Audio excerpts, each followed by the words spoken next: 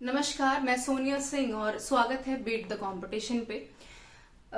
एक काफी मायूस करने वाली खबर आज के दिन आई है। 28 नवंबर की ये वीडियो मैं बना रही हूँ और जब आपको ये वीडियो मिलेगी तो बिल्कुल 29 नवंबर हो चुका होगा। तो एक दिन बाद थोड़ा सा सोच विचार करके पूरा डिटेल वीडियो मैं आपके सामने ले आई हूँ डीएलएड वालों के लिए।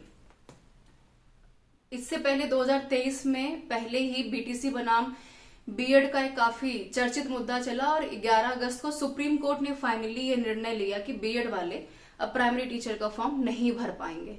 नुकसान हुआ, बच्चे काफी मायूस हुए, लेकिन फिर से तैयारी के जोन में वापस लौट आए हैं। वैसे में 28 नवंबर को सुप्रीम कोर्ट का एक अलग डिसीजन आया है, फैसला, जिसमें सुप्रीम कोर्ट का कहना है कि एनआईओएस से, यानी कि अगर मैं बात करूं national institute of open schooling से जिन बच्चों ने डीएलएड का कोर्स किया है, सुप्रीम कोर्ट ने उसको अमान्य घोषित कर दिया है, यानी इनवैलिड है। डीएलएड वाले जो ओपन डिस्टेंस लर्निंग से अपने कोर्सेज को करके आए हैं, अब प्राइमरी का फॉर्म वो नहीं भर पाएंगे। अब आप सोचेंगे कि ये हो क्या रहा है, पहले यहाँ पर बीएड वालों को बाहर कर दिया गया, अब एनआईओएस से जिन्होंने कोर्स किया है डीएलएड वालों को बाहर कर दिया गया, जिसके चलते 14 से 16 लाख कैंडिडेट्स अब यहाँ पर डीएलएड का फॉर्म नहीं भर पाएंगे, जो अपने आप में कह सकते हैं कि काफी निराश करने वाली खबर है। अचानक से जब कोई चीजें सामने आती है तो लगता है कि अब करें क्या, है ना, क्योंकि मुश्किल हो पाता है कि आप जो है कि वन डे प्रोसेस में किसी चीज को जो है फाइनलाइज कर पाए। 2-2, 3-3 साल से बच्चे मेहनत कर रहे हैं, फिर वैकेंसी सामने आती है, फिर ऐसे डिसीजन सामने आते, तो थोड़ा सा मायूस करने वाली खबर है।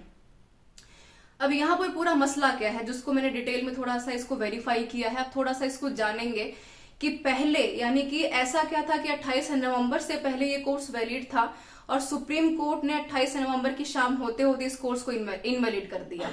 थोड़ा सा इसके हिस्टोरिकल बैकग्राउंड को जानेंगे, जो काफी जरूरी है, ताकि पता होना चाहिए कि जिस शिक्षा जगत में हम दिन रात मेहनत कर रहे हैं उसकी दरअसल तस्वीर है क्या, है ना।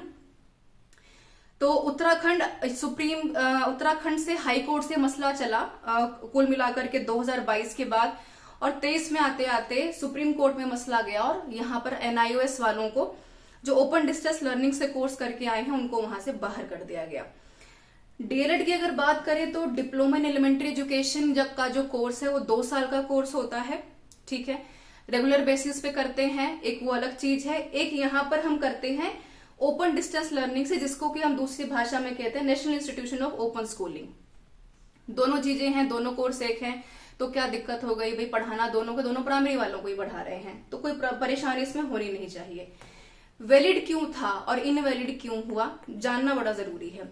वैलिड इसलिए था, शुरू करेंगे बात यहाँ पर 2009 से, यानी राइट टू एजुकेशन से। राइट टू एजुकेशन में हम सभी जानते हैं कि भाई प्राइमरी तक की शिक्षा को बच्चों के लिए फ्री किया गया। तो जब कोई एक्ट बनेगा तो प्रोविजन भी बनेगा, प्रोविजन बनाएंगे तो हम यहाँ पर कुछ लॉ भी इंप्लीमेंट करेंगे। अब प्राइमरी टीचर तक के बच्चों को पढ़ाने के लिए अध्यापक भी चाहिए। अब वहां पर एक मसला आता है एमएचआरडी के पास, मिनिस्ट्री ऑफ एजुकेशन के पास। तो मिनिस्ट्री ऑफ एजुकेशन कहती है कि भाई एनसीटी से पूछो। एनसीटी कौन है? National council of teacher education, जो टीचर्स के लिए यहाँ पर काउंसिल्स को क्रिएट करती है, ऑर्गेनाइजेशंस को बनाती है और सहमति देती है।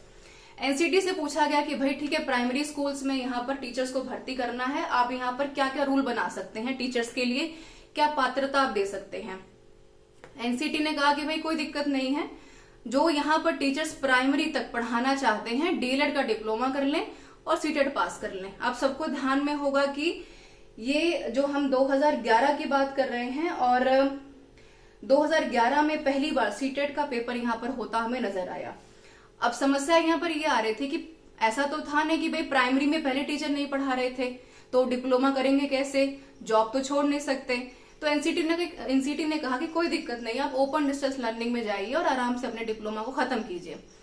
16 से 18 महीने का डिप्लोमा कंप्लीट यहाँ पर करवाया गया। टाइम पीरियड क्या था? 2017 से 2019, यानी मोटा मोटा देखा जाए तो 2017 अगस्त से लेकर के सितंबर 2019 के बीच में आते आते 18 से 19 महीने का हमने यहाँ पर डीएलएड का डिप्लोमा वर्किंग टीचर को ध्यान रखे, इन सर्विस जो टीचर्स है उनको हमने मान्यता दी। किसके द्वारा? एनसीटी के द्वारा। ये यहाँ पर एक वैलिडिटी वाला सिनेरियो था। आगे की अगर थोड़ी सी चर्चा देख लें कि यहाँ पर जब हमने पूरे फॉर्म फिलिंग को देखा तो national institution of open learning से 12 लाख शिक्षकों ने कुल मिलाकर के डीएलएड का डिप्लोमा किया। यानी आप ये देखें कि भाई उससे पहले प्राइमरी एजुकेशन में वो टीचर पढ़ा रहे थे जिनके पास की कोई वैलिड एजुकेशन थी नहीं, है ना।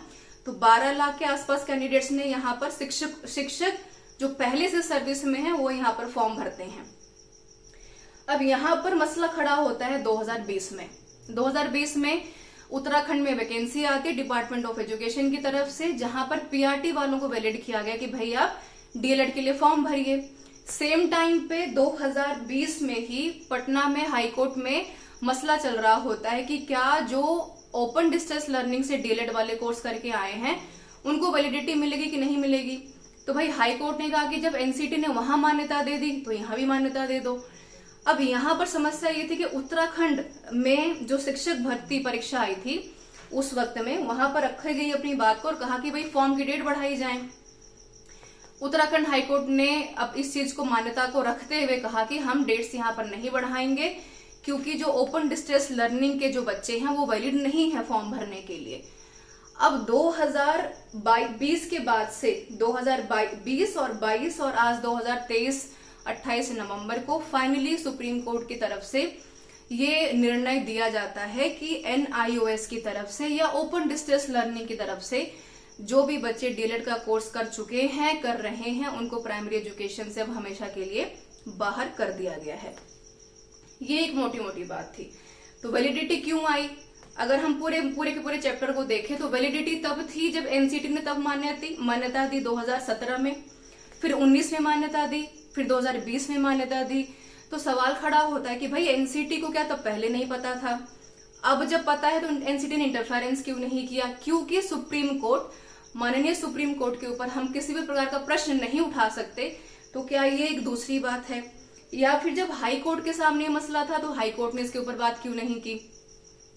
अगर हम पूरे पिक्चर को देखें तो कुल मिलाकर के आज 2023 में 29 नवंबर को जब ये वीडियो आपको मिलेगी तो कुल मिलाकर के 14 से 16 लाख कैंडिडेट्स यहाँ पर जो डीएलएड करके बैठे हैं ओपन डिस्टेंस लर्निंग से वो बाहर हो चुके हैं। वो पीआरटी का फॉर्म नहीं भर पाएंगे क्योंकि यहाँ पर क्लैश किसके बीच में आ रहा है?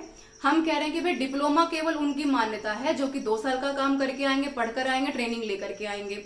17 से 18 जो महीने में डिप्लोमा करके टीचर्स बैठे हैं उनको यहाँ पर मान्यता नहीं दी जाएगी। क्यों? क्योंकि घर बैठ के डिप्लोमा करने में और शिक्षा लेकर के डिप्लोमा करने में उनका कहना है कि दोनों में अंतर है।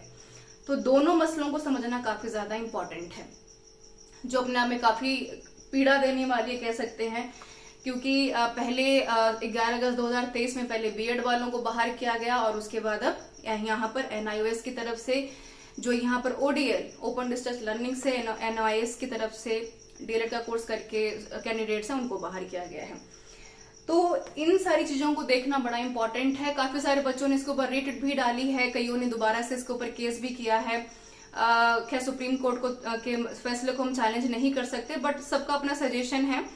पर एक खत्म होती बात हमें यहाँ पर ध्यान में रखनी है कि इस मसले के ऊपर यदि हम ज्यादा चर्चा ना करें तो बेहतर है, क्योंकि सुप्रीम कोर्ट का फैसला वैसे भी जो है कि इसका कुछ आगे नहीं होने वाला है।